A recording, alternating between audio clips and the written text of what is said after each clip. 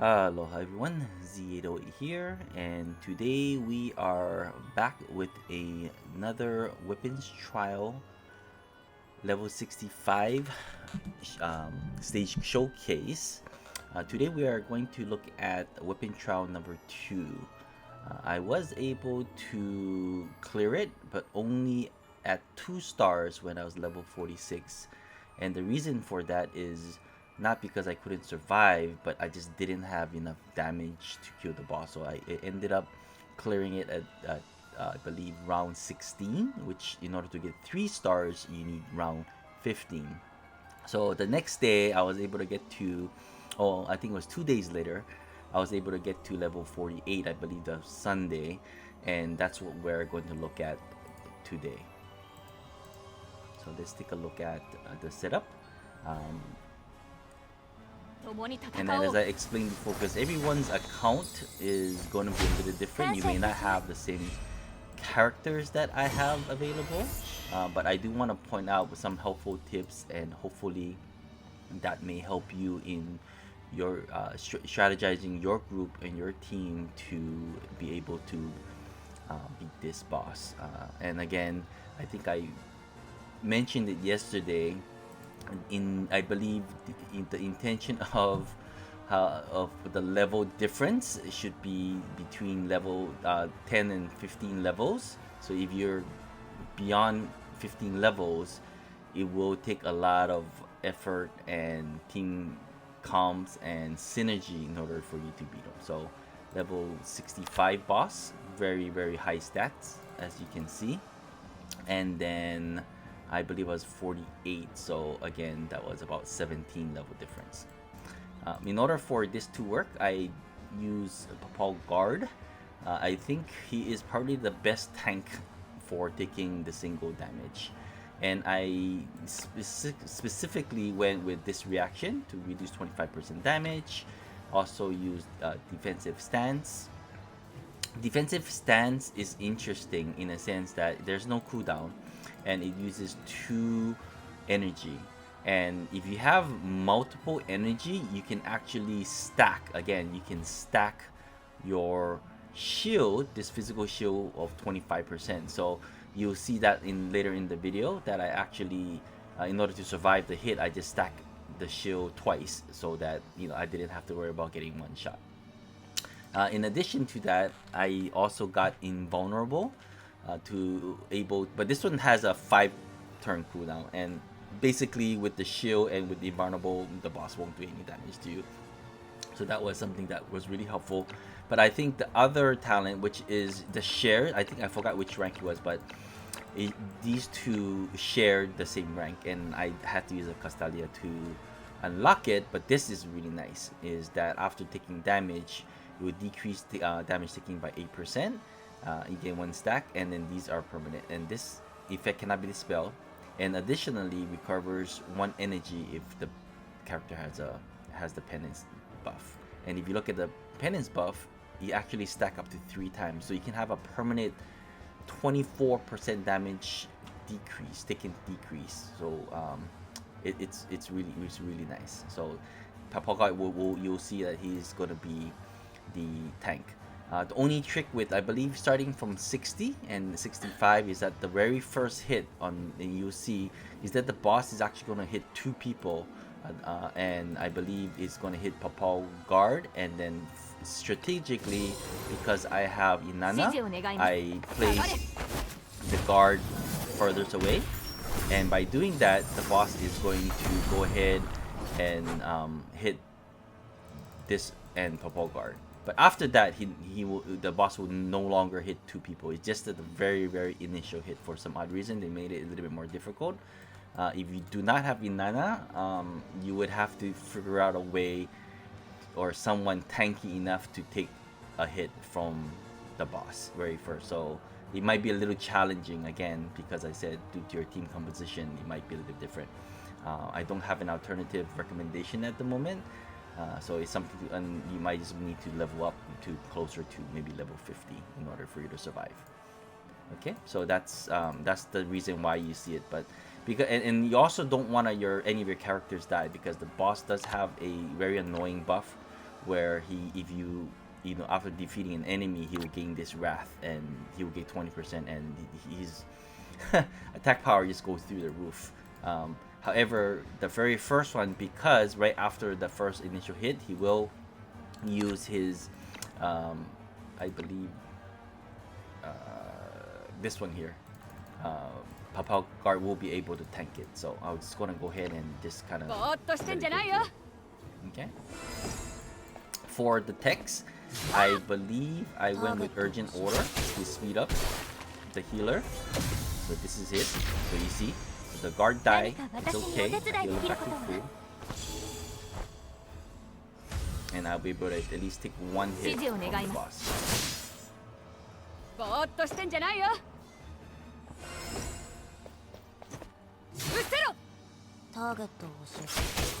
And I did destroy the rock. Make sure I have enough positioning, because that's very important. Attack again. And right now, my hardest hitting person, I believe, is Waria. Okay. And then I also found that this skill, where the rotation when he puts the electrical thing, sometimes it's a little random, but I think it's actually not random. It's the two closest on the right side of the boss. So on your screen is the left. I think I play around with the positioning, and I always found that it's always on the right side of the boss or your left hand side, the closest to. So he did. That's why he didn't put Warrior. So if you want to manipulate who the boss puts the electrical, I guess, debuff on, that's something to consider.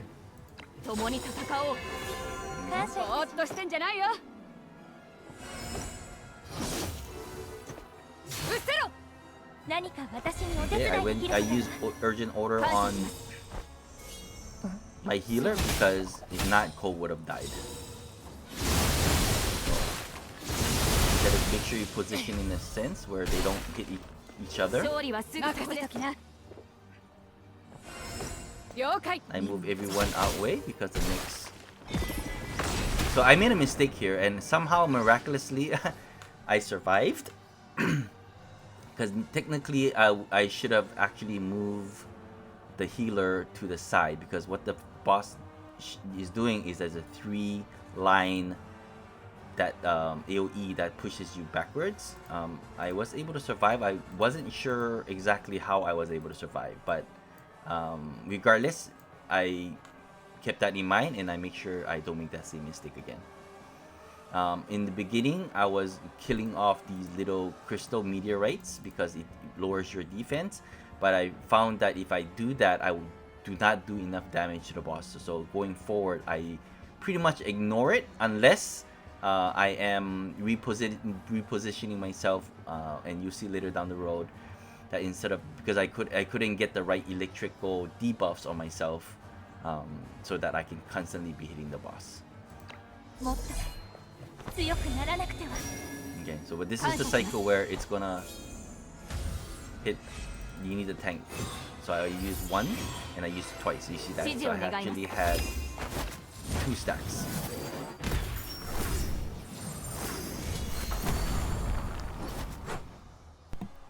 And I just want to show that.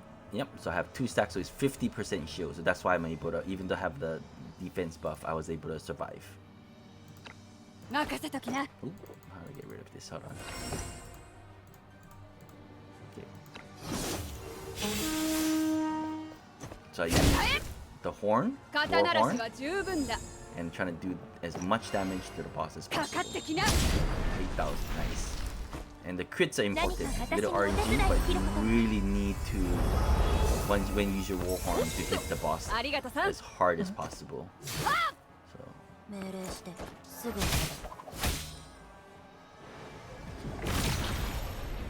Okay, so let's go tank it.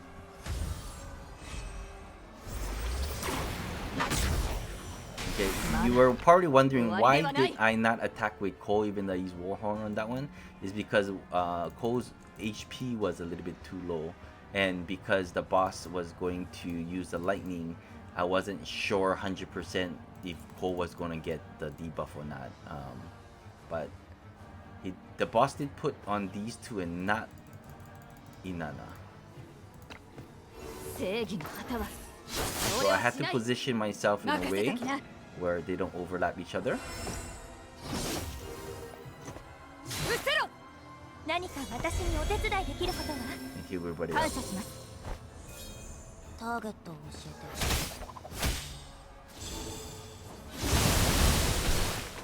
Barely survived that. Boss is still hitting hard. Once the boss is in the injured state, he does definitely share the same fate as us, where you do less damage. So the boss is very front-loaded in this game, meaning that the boss hits the hardest in the very beginning of the fight. Where I know a lot of other tactical games, or strategy games, the boss actually gains special powers or become more and more powerful towards the end of the fight instead of the end.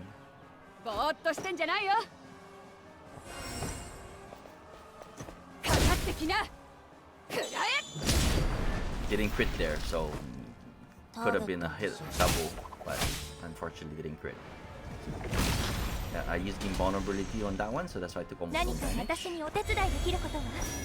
So let's see who gets a lightning buff.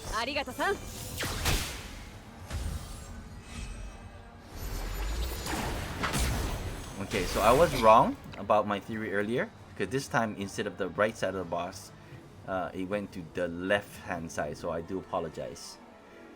It's definitely random. I'll put that in the description as a note, so the lightning debuff is definitely random. So unfortunately, because Cole and Rari got it, so I have to move Cole away, because if they're in the same line, I'll end up killing each other. So that's also luck of the draw.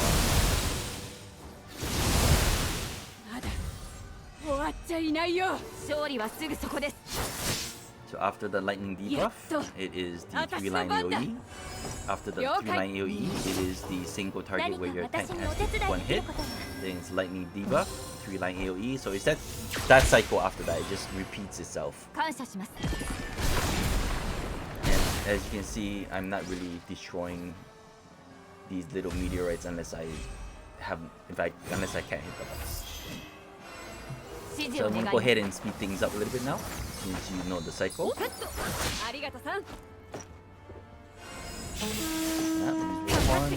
crit, and I crit 11,000, nice. Big damage. Hits a lot harder than Cole. Cole barely hit 2,000. So he's round 12 now, and the boss is still quite healthy.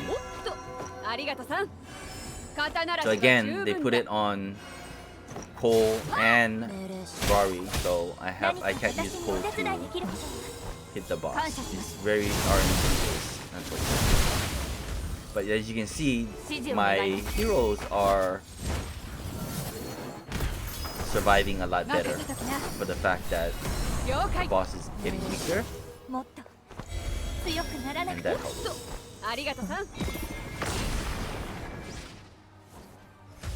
Round 14, and the boss is... Yeah, I have to put under pressure on now. Oh, 12,000 hit that time. Because the boss is near death. So... Ooh, that's close. Back again. Rari.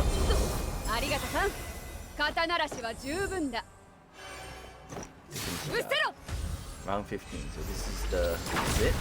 And since I know this is the boss is near death, I went ahead and just went all out on hitting the boss and not worry about position as much. Yeah, and that's really it. Hopefully that has helped. Again, depending on your team, you might have different compositions, but basically the rotation is the same. You really have to think about fighting a tank that can take that one hit. Papal Guard, I think the tank should be no problem. After that is learning how to build your damage high enough to beat the boss. Good luck with your level 65 Trial 2 Weapon Boss. Take care and aloha.